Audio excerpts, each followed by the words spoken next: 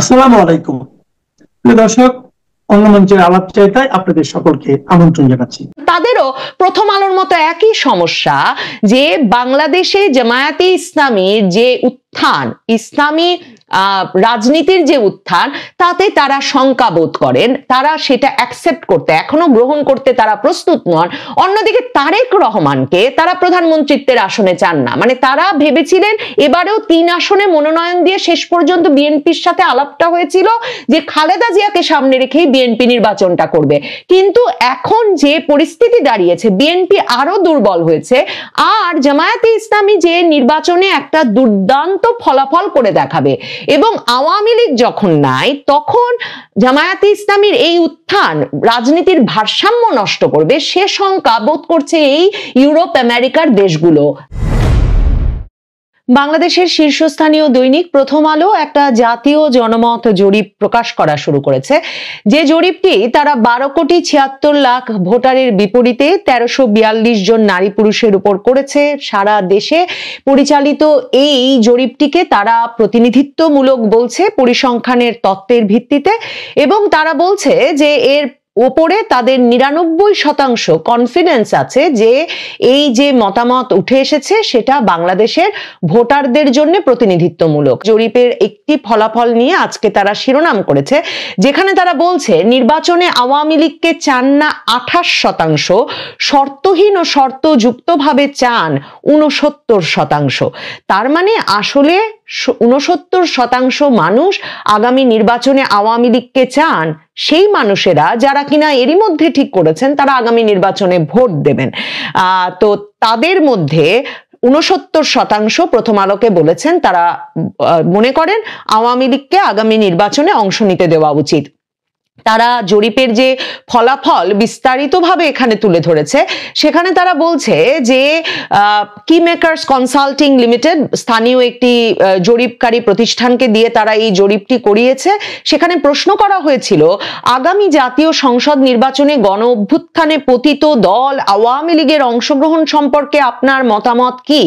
এই প্রশ্নে 27.8% উত্তরদাতা বলেছেন বিনা শর্তে আওয়ামী লীগকে ভোটে অংশ নিতে দেওয়া উচিত।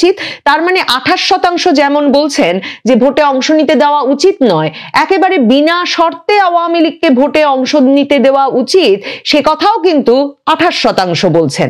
এরপর 26% উত্তরদাতা বলেছেন শাস্তি ও সংস্কার হলে আওয়ামী লীগ নির্বাচনে অংশ নিতে পারে। 14.8% মনে করেন আনুষ্ঠানিকভাবে ক্ষমা চাইলে আওয়ামী লীগকে নির্বাচনে অংশ নেওয়ার সুযোগ দেওয়া যেতে পারে। এখানেই শেষ নয়, এছাড়া শুধু শর্ত দিয়ে আওয়ামী লীগকে নির্বাচনে অংশগ্রহণের সুযোগ দেওয়া যায় এমন উত্তরদাতা 0.4%। আগে বিচার তারপরে নির্বাচনে আওয়ামী লীগের অংশগ্রহণ, এরকম মত দিয়েছেন উত্তরদাতাদের 0.1%। আর উত্তরদাতাদের মধ্যে আরেক অংশ মানে আরো 0.1% মনে করেন আওয়ামী লীগকে নির্বাচনে অংশ নেওয়ার সুযোগ দেওয়া যেতে পারে। এই প্রশ্নের উত্তরে 2.6% উত্তরদাতা বলেছেন এ বিষয়ে তারা নিশ্চিত নন।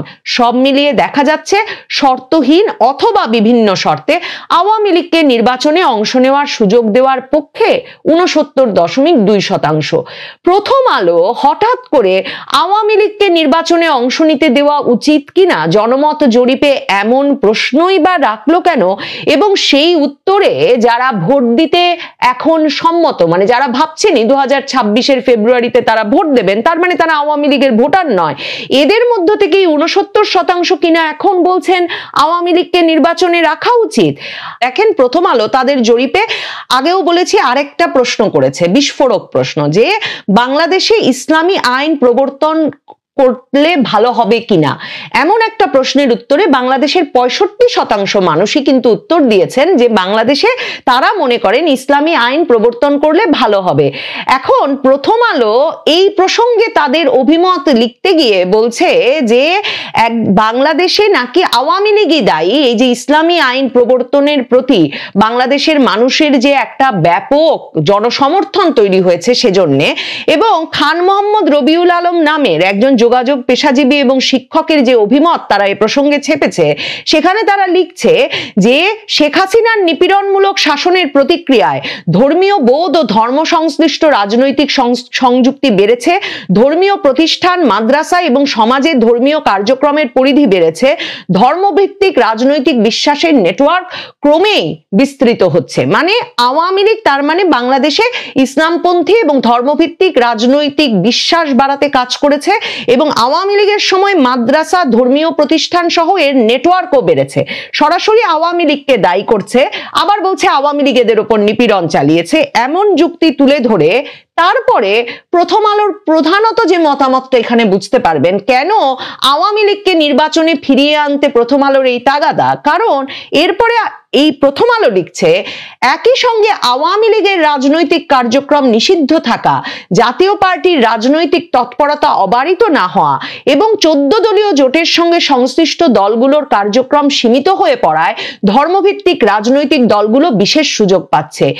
মানে তারা বুঝতে পারছে যে তারা ধর্মভিত্তিক রাজনীতির বিকাশের জন্য যাতে তারা ভীষণভাবে উদ্বিগ্ন। মানে আগেও আপনাদেরকে বলেছি যে প্রথম আলো মানে ক্রমাগতভাবে দক্ষিণপন্থা রাজনীতির বিকাশ ঘটছে এই বিষয়ে আলোচনা চালিয়ে যাচ্ছে। তো একদিকে সেই নিয়ে তাদের উদ্বেগ বাড়ছে, কারণ তারা বুঝছে যে 65% মানুষ ধর্মীয় আইন চায় বাংলাদেশে। তার মানে হচ্ছে এদের একটা বিরাট অংশ প্রথম আলো ভবনের সামনে জিয়াফত আয়োজন করতে চায়। কাজেই প্রথম আলোর অস্তিত্বের সংকট। সে বলছে যে আওয়ামী লীগের কারণে এর বিকাশ ঘটেছে, আবার বলছে আওয়ামী লীগ সহ 14 দলীয় জোটের আওয়ামী লীগ এবং তার শরিক দলগুলোর রাজনৈতিক কার্যক্রম নিষিদ্ধ থাকার ফলে তারা এক রকমের বিশেষ সুযোগ পাচ্ছে। প্রথম আলো এই বিশেষ সুযোগের অবসান চায়, কারণ এছাড়া নির্বাচনের ক্ষেত্রে তাদের জরিপে যে ফলাফল উঠে এসেছে, যেখানে বিএনপি নির্বাচনে জয়ী হয়ে আসবে বলে 66% মানুষ মনে করছে, প্রথম আলো শঙ্কিত যে 65% মানুষ ইসলামী শাসন চায়, আবার 26% মানুষ এখানে বলেছেন তারা মনে করেন জামায়াত নির্বাচনে জয়ী হয়ে আসবে। যখন এই জরিপে প্রশ্ন করা হয় যে কাকে প্রধানমন্ত্রী হবেন বলে সম্ভাবনা দেখছেন, তখন প্রথম আলো দেখে যে লোকে বলছেন 47% বলছেন যে তারেক রহমান প্রধানমন্ত্রী হবেন বলে তারা সম্ভাবনা সবচেয়ে বেশি দেখছেন, খালেদা জিয়া হবেন বলে তারা প্রায় 19% দেখছেন। তার মানে তারেক রহমানের ক্ষেত্রে প্রায় 66% এসে জমা হয়, জামায়াতের ক্ষেত্রে সেক্ষেত্রে 25.5% মতো পেয়েছেন শফিকুর রহমান। প্রথম আলো 1-11 সময় যে ভূমিকা পালন করেছে, যেভাবে তারেক রহমান সহ রাজনৈতিক নেতৃবৃন্দকে সেনা শাসিত তত্ত্বাবধায়ক সরকার দুর্নীতির অবসান ঘটানোর নামে, বাংলাদেশের রাজনৈতিক সংস্কারের নামে যেভাবে ধরে ধরে নিয়ে গিয়ে সেনা হেফাজতে অত্যাচার করেছে, যে ধরনের মানে দিনের পর দিন নির্যাতনের মধ্যে জবানবন্দি গ্রহণ করেছে, এবং সেসব জবানবন্দি মতিউর রহমান মাহফুজ আনামের প্রথম আলো ডেইলি স্টার যেভাবে অবারিতভাবে ছেপে গেছে, ডিজিএফআই এর সামরিক সেনা গোয়েন্দাদের সরবরাহ করা সেসব জবানবন্দি, তখন তারেক রহমানকে উঠিয়ে নিয়ে গিয়ে তার উপর যে 1.5 বছরের মতো সেনা হেফাজতে ভয়াবহ অত্যাচার চলল, সেই অত্যাচারকে এক রকমের সমর্থন দিয়েছে। এবং তারেক রহমান দিনে দিনে যে অসুস্থ হয়ে পড়েছেন, তিনি সুস্থ তরুণ গিয়েছেন হেফাজতে এবং তারপর আদালতে হাজিরা দিতে হাজির হয়েছেন হুইল চেয়ারে করে, মেরুদণ্ড ভাঙা অবস্থায়। প্রথম আলোর মতো পত্রিকাগুলো একে সংস্কার এবং দুর্নীতি বিরোধী অভিযানের অংশ হিসেবে বাহবা দিয়েছে, সমর্থন করেছে।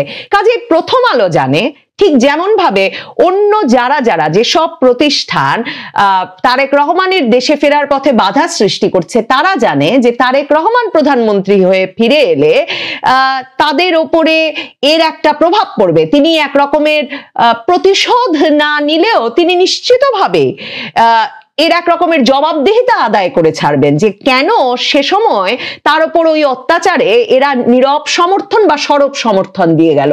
কাজে প্রথম আলোর তারেক রহমানকে প্রধানমন্ত্রিত্ব পাওয়ানোতে যেমন এক ধরনের মানে তারেক রহমান নিরঙ্কুশ প্রধানমন্ত্রিত্ব পাবেন সেটা নিয়ে এক রকমের শঙ্কা আছে, ঠিক তেমনি প্রথম আলো শঙ্কিত জামায়াতে ইসলামী বাংলাদেশের নেতৃত্বে চলে আসবে তা নিয়েও। প্রথম আলো চাইছে যে আওয়ামী লীগ এবং তার সহযোগী দলগুলো 14 দল একরকমের রাজনীতিতে ফিরে আসুক, যাতে একটা ভারসাম্য তৈরি হয়, তাদের পিঠ বাঁচানোর জন্য, তাদেরকে সমর্থনের জন্য একটি অংশ থাকে যারা ওই যে তাদের ভবনের সামনে জিয়াফত দিয়ে আজকেই মতিউর রহমানের প্রথম আলো ভেঙে দিতে হবে, গুড়িয়ে দিতে হবে, উঠিয়ে দিতে হবে যে পক্ষটি, তাদের মানে প্রতিরোধ করে তুলতে পারে তাদের বিপক্ষে এমন একটা অংশ যাতে থাকে, একটা ভারসাম্য থাকে রাজনীতিতে। সে কারণে প্রথম আলোর এই আকুতি যে আওয়ামী লীগকে নির্বাচনে নিয়ে আসার পক্ষে 69% মানুষ কথা বলছে। মানব জমি একটা ভীষণ মানে ইন্টারেস্টিং প্রধান শিরোনাম করেছে এখন তাদের অনলাইন পত্রিকায়, যেখানে তারা বলছে, এই আজকেই এই শিরোনাম করেছে যে ক্লিন ইমেজের আওয়ামী লীগ প্রার্থীরা নির্বাচনে অংশ নিতে পারবে। আপনাদেরকে আমি দুদিন আগে বলেছি যে মানব জমিন সম্পাদক মতিউর রহমান চৌধুরী, যিনিও বরাবরের আওয়ামী লীগ বিরোধী একটা অবস্থানের জন্য তিনি পরিচিত, সুপরিচিত, মার্কিন যুক্তরাষ্ট্র ঘনিষ্ঠ সাংবাদিক, তিনি কদিন আগে তার পত্রিকায় বলেছেন যে মানে ভারত বাংলাদেশ সম্পর্কে একটা নতুন মোড়, নরেন্দ্র মোদী এখন থেকে সরাসরি ভারত বাংলাদেশ সম্পর্কটি দেখবেন। আমি তখনই আপনাদের বলেছিলাম যে যুক্তরাষ্ট্রের তরফে এটাই অবস্থান যে ভারতের চোখেই পুরো দক্ষিণ এবং মধ্য এশিয়ার রাজনীতি এবং ভূরাজনীতিকে বিশ্লেষণ করতে চায়, দেখতে চায় মার্কিন যুক্তরাষ্ট্র। এমনকি সম্প্রতি তারা যে নিরাপত্তা কৌশল প্রকাশ করেছে সেখানেও তারা এই মত পরিষ্কারভাবে দিয়েছে। মানব জমিন আজকে যেই প্রতিবেদন ছাপছে সেখানে তারা লিখছে ক্লিন ইমেজের আওয়ামী লীগ প্রার্থীরা নির্বাচনে অংশ নিতে পারবে। আওয়ামী লীগের অংশগ্রহণ অনেকটাই আগামী নির্বাচনে অনিশ্চিত হলেও কি হবে দলটির ভবিষ্যৎ, এই নিয়ে ঢাকা, দিল্লি আনুষ্ঠানিক অনানুষ্ঠানিক কূটনৈতিক আলোচনায় বিষয়টি এসেছে।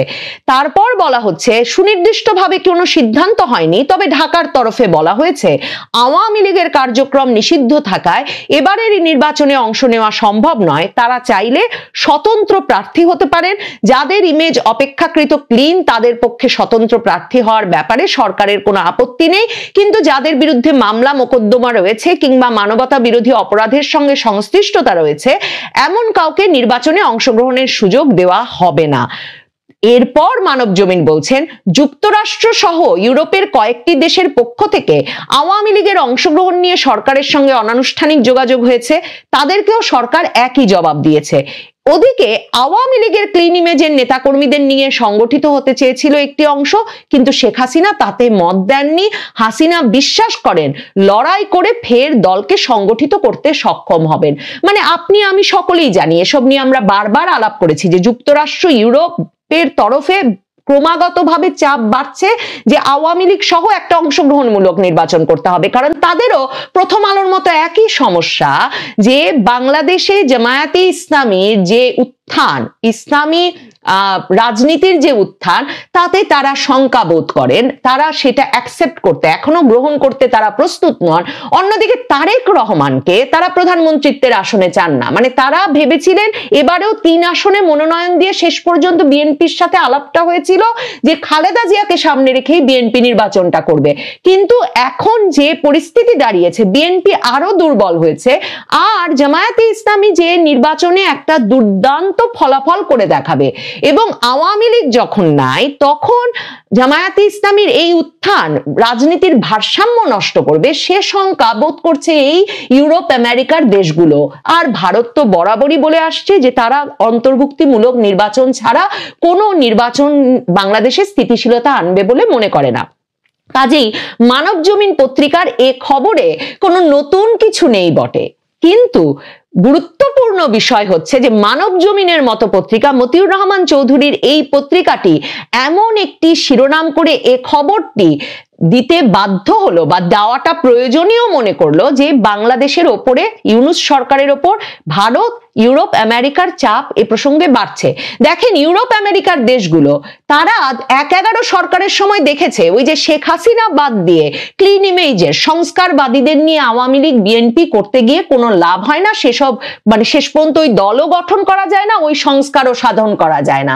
কাজেই এবার কিন্তু তারা যখন এই যে কয়েক মাস আগে, এটা তো সংবাদ মাধ্যমে খবরই হলো যে তিনজন ইউরোপিয়ান রাষ্ট্রদূত গিয়ে সাবের হোসেন চৌধুরীর সঙ্গে গিয়ে সাক্ষাৎ করলেন, তখন এটা স্পষ্ট হয়ে গিয়েছিল যে তারা ক্লিন ইমেজের একটা আওয়ামী লীগ গড়ে তোলার পক্ষে যে আছেন সেটা সরকারের ভয় ডর বাদ দিয়েই আওয়ামী লীগের একজন নেতার বাসায় গিয়ে জানান দিতে প্রস্তুত।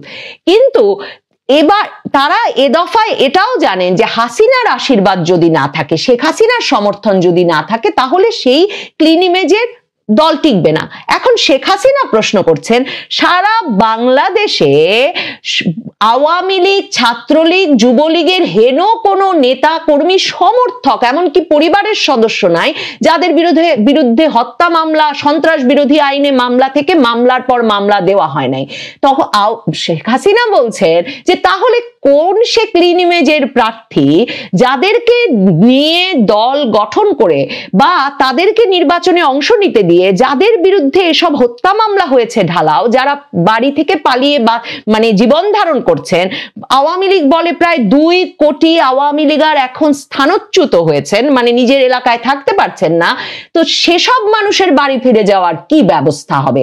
এই প্রশ্নের উত্তর এখন ইউনূস সরকারের কাছে কিন্তু এই পশ্চিমা দেশগুলো খুঁজছে। কাজে ইউনূস সরকার ক্লিন ইমেজের প্রার্থীরা অংশ নিতে পারবেন, আমাদের আপত্তি নাই, এই উত্তর তাদের কাছে গ্রহণযোগ্য হচ্ছে না। মানব জমিনের এই ছোট্ট প্রতিবেদনটি থেকে পরিষ্কার যে পশ্চিমের দেশগুলো এবং ভারত, ইউরোপ, যুক্তরাষ্ট্র এবং ভারত তারা এ বিষয়ে ক্রমাগত চাপ বজায় রেখেছে এবং এরই মধ্যে সরকারকে বলতে হচ্ছে যে ক্লিন ইমেজের প্রার্থীরা স্বতন্ত্র প্রার্থী হিসেবে অংশ নিতেই পারেন, তাতে আওয়ামী লীগের কোনো পক্ষ রাজি নন। কাজেই ইউনূস সরকারকে সম্ভবত আওয়ামী লীগকে অংশগ্রহণ করানোর জন্য মানে অন্য কোনো পথ বের করতেই হবে নির্বাচনের আগে।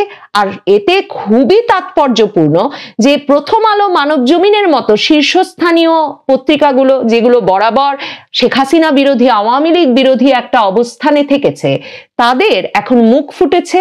তারাও বলছেন যে আওয়ামী লীগকে নির্বাচনে অংশ নিতে দেওয়া উচিত। এ বিষয়ে দেশের ভেতরে বাইরে চাপ এবং তৎপরতা বাড়ছে। আওয়ামী লীগ নির্বাচনে অংশ নিতে পারবে, কিন্তু কিভাবে?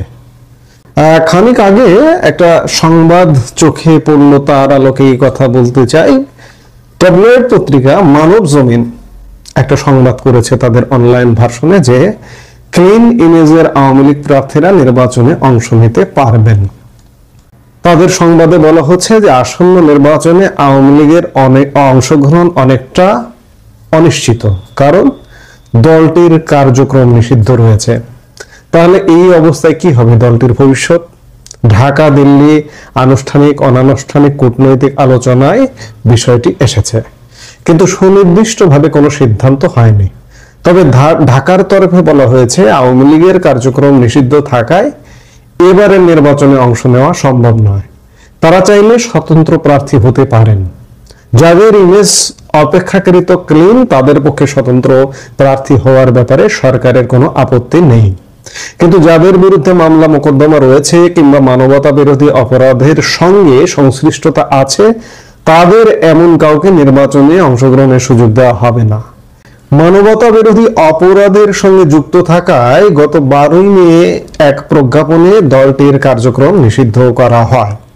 যুক্তরাষ্ট্র সহ ইউরোপের কয়েকটি দেশের পক্ষ থেকেও আওয়ামী লীগের অংশগ্রহণ নিয়ে সরকারের সঙ্গে অনানুষ্ঠানিক যোগাযোগ হয়, তাদেরকেও সরকার একই জবাব দেয়। যে ওদিকে বলা হচ্ছে যে আওয়ামী লীগের ক্লিন ইমেজের নেতা কর্মীদের নিয়ে সংগঠিত হতে চেয়েছিল একটি অংশ, কিন্তু শেখ হাসিনা তাতে মত দেননি। শেখ হাসিনা বিশ্বাস করেন লড়াই করে ফের দলকে সংগঠিত করতে সক্ষম হবেন। যাই হোক, সংবাদটিতে বলা হচ্ছে যে আওয়ামী লীগ অংশগ্রহণ করতে পারবে, কিন্তু স্বতন্ত্র প্রার্থী হতে পারবে। কিন্তু আদৌ এই নির্বাচনে স্বতন্ত্র প্রার্থী হবে কিনা? আগামীকাল তফসিল ঘোষণার কথা আছে ত্রয়োদশ জাতীয় সংসদ নির্বাচনের। আমি বরাবরই বলেছি, এখনো বলছি যে এই যে আগামীকাল যে তফসিল ঘোষণা হবে, এই তফসিলে বাংলাদেশে ত্রয়োদশ জাতীয় সংসদ নির্বাচন হবে না। ছোটবেলায় আমরা একটা খেলা খেলতাম 2 বন্ধু মিলিয়ে, যে আমি যা দেখি তুমি কি তা দেখো। আজকে বড়বেলায় এসে যখন উপসম্পাদকীয় কলাম লিখি পত্রিকায় বা লিখতাম, কিংবা আপনাদের সামনে যখন কথা বলতে আসছি তখন আবারও বলতে হয়, কলাম যখন লিখতাম অনেক ভবিষ্যৎবাণী করতাম, ভবিষ্যৎবাণীগুলো মিলে যেত। আজকেও ভবিষ্যৎবাণী করছি যে আপনাদের সাথেই বলছি যে আমি যা দেখি আপনারা কি তা দেখেন? উত্তর হবে বা হয়তো আপনারা অনেকে দেখছেন বা মনে করছেন, আবার অনেক দূরদর্শী মানুষও আছেন যারা মনে করছেন যে এই নির্বাচনটা হবে না, এই নির্বাচনের আড়ালে অনেক কিছু আছে। আমিও মনে করছি যে এই যে কালো অন্ধকার দেখা যাচ্ছে, নিকষ কালো অন্ধকার, এই অন্ধকারের পেছনেও আমি আলো দেখতে পাচ্ছি। পেছনে আলো ছড়ানোর কাজ চলছে। গতকালকে বলেছি, আজকেও বলছি, এই যে আওয়ামী লীগের নির্বাচনে অংশগ্রহণ নিয়ে সরকারের আপত্তি নেই। আওয়ামী লীগের লোকজন স্বতন্ত্র প্রার্থী হিসেবে নির্বাচন করবে, আপত্তি নেই। আওয়ামী লীগের লোকজনই এই প্রক্রিয়ায় নির্বাচন করবে না। যদি নির্বাচন করতে যায় তাহলে ইউনূস সরকার এবং ইউনূস সরকারের এই নির্বাচনটাকে স্বীকৃতি দেওয়া হবে, কিন্তু সেটা হবে না। শেখ হাসিনা যে সিদ্ধান্তে উপনীত যে তিনি লড়াই করে তার স্বমহিমায় তার দলকে নির্বাচন করাবেন, সেটি ঘটবে। লড়াইটা চলছে, কূটনৈতিক লড়াইটা চলছে। এখন যদিও বা এখানে মাঠের লড়াইটা সেভাবে দেখা যাচ্ছে না, কিন্তু কূটনৈতিক ভাবে ব্যাপক লড়াই চলছে। যে কোনো মুহূর্তে সিনারিও পাল্টে যাবে। আওয়ামী লীগ নির্বাচনে অংশ নেবে, অবশ্যই মাস্ট অংশ নেবে। ত্রয়োদশ জাতীয় সংসদ নির্বাচনী অংশ নেবে। পৃথিবীর ইতিহাসে কোনো নজির আছে যে সদ্য ক্ষমতা হারিয়েছে বা ষড়যন্ত্র করে ক্ষমতার পতন ঘটানো হয়েছে? সেই দলটা, অন্ততপক্ষে দলটা কি দোষ করেছে? দলটা নির্বাচনে অংশগ্রহণ করতে পারবে না, এটা কি আছে কোথাও? এই যে আমাদের নিকট অতীতে যে ঘটনাগুলো ঘটেছে, এই যে নেপালে সরকার পতন হলো, তারা রাজনৈতিক কার্যক্রম চালাচ্ছে, তারা আগামী নির্বাচনে অংশ নেবে। শ্রীলঙ্কায় সরকার পতন হয়েছিল, শ্রীলঙ্কায় রাজাপাকসের দল কি নির্বাচনে অংশগ্রহণ থেকে বিরত ছিল? ছিল না। বাংলাদেশে কেন, কোন যুক্তিতে আপনি আওয়ামী লীগকে নির্বাচনে অংশগ্রহণ থেকে বিরত রাখবেন? কোন আওয়ামী লীগকে? এটা কি হেতাপাতা আওয়ামী লীগ? যে আওয়ামী লীগের নেতৃত্বের কারণে আজকে বাংলাদেশ, 55 বছরের বাংলাদেশ, তিল তিল করে গড়ে ওঠা বাংলাদেশ, দোষে গুণে যেমন মানুষ তেমনি মানুষই তো সংগঠন চালায়। আজকে এমন ভাবে আওয়ামী লীগকে দোষারোপ করা হচ্ছে যেন আওয়ামী লীগ মনে হয় একটা যুদ্ধাপরাধী দল। এটা আসলে সত্যিকার অর্থে একটা রিভার্স ঘটনা হয়েছে, যে যুদ্ধাপরাধী জামাতে ইসলামী রাজনৈতিক দল হিসেবে দলগতভাবে যুদ্ধাপরাধী, এবং এই জামাতে ইসলামের নেতারা যুদ্ধাপরাধী ছিলেন, তাদের বিচার করা হয়েছে, তাদের নিষিদ্ধ করবে করেও আওয়ামী লীগ দীর্ঘদিন যাবৎ নিষিদ্ধ করেনি, পতনের কয়েকদিন আগে নিষিদ্ধ করেছে। আওয়ামী লীগের কিছু ভুল আছে, এগুলো সমূলে উৎপাটন করা উচিত ছিল, যার দরুন আজকে আওয়ামী লীগ ভুলের খেসারত দিচ্ছে। আজকে যতই মনে হোক না কেন যে অন্য কিছু, ভিন্ন কিছু, অন্ধকারের পেছনে আলোর খেলা চলছে, যে কোনো মুহূর্তে অন্ধকারটা ফুঁসে বেরিয়ে আসবে আওয়ামী লীগ, এবং আওয়ামী লীগ সত্যিকার অর্থে দলগতভাবে নির্বাচন করবে, তাতে এতটুকু সন্দেহ নেই। সেটি হয়তো একটু দেরি হবে, ফেব্রুয়ারিতে হবে না, সেটি হতে পারে ফেব্রুয়ারি থেকে আরো 3 মাস পরে, কিংবা আরো 6 মাস পরে। এই যে সদ্য 2.5 মাস পরে যে নির্বাচনের পরিকল্পনা নিয়ে সরকার এগুচ্ছে এবং বলছে যে আওয়ামী লীগ অংশগ্রহণ করতে পারবে কিন্তু দলগতভাবে করতে পারবে না, কোন অধিকারে দলগতভাবে একটি দলকে আপনি বাদ দিয়েছেন, নিষিদ্ধ করেছেন গত মে মাসে? অবৈধ অর্ডার। কাজেই দাবায় রাখা যাবে না। মোদ্দা কথা, সব কথার শেষ কথা, আওয়ামী লীগ নির্বাচনে অংশগ্রহণ করবে, আমি দেখতে পাচ্ছি। আপনিও দেখুন, একটু ডিপলি চিন্তা করুন, যে কোনো হিসাব নিকাশে মিলবে না, আওয়ামী লীগ মাস্ট নির্বাচনে অংশগ্রহণ করবে। এই মুহূর্তে পর্যন্ত সবাই ভালো থাকুন, সুস্থ থাকুন।